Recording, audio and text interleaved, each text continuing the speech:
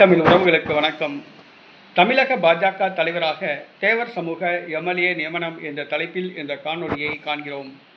2021ஆம் ஆண்டு சட்டசபை தேர்தல் முடிந்த பின்பாக தமிழக பாஜக தலைவராக அண்ணாமலை பொறுப்பேற்றார்.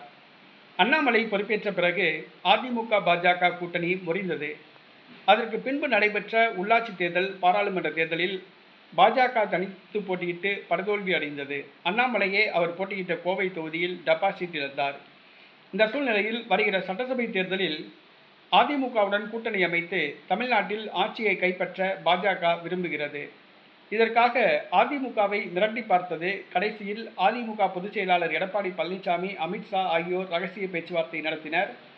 தொடர்ந்து பேச்சுவார்த்தை நடத்தி கொண்டிருக்கின்றனர். இந்த சூழ்நிலையில் அதிமுக பாஜக கூட்டணிக்கு இடைஞ்சலாக இருப்பது பாஜக தலைவராக அண்ணாமலை இருப்பதுதான். ஆக பாஜக தலைவராக அண்ணாமலையை கட்சி பொறுப்பிலிருந்து மாற்ற வேண்டும் என்று எடப்பாடி கூறியதாக கூறப்படுகிறது.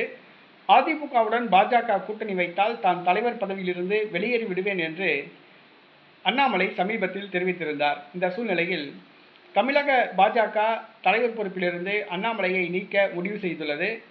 அதற்கு பதிலாக தமிழக சட்டமன்ற உறுப்பினர் ஒருவரை பாஜக தலைவராக நியமிக்க முடிவு செய்துள்ளது. ஆம், திருநெல்வேலி சட்டசபை உறுப்பினர், பாஜக சட்டமன்ற உறுப்பினர் நயினார் நாகேந்திரன் அவர்களை தமிழக பாஜக தலைவராக நியமிக்க பாஜக முடிவு செய்துள்ளது. அவர் ஏற்கனவே அதிமுகவிலிருந்து வந்தவர். தற்பொழுது பாஜகவின் துணைத் தலைவராக உள்ளார்.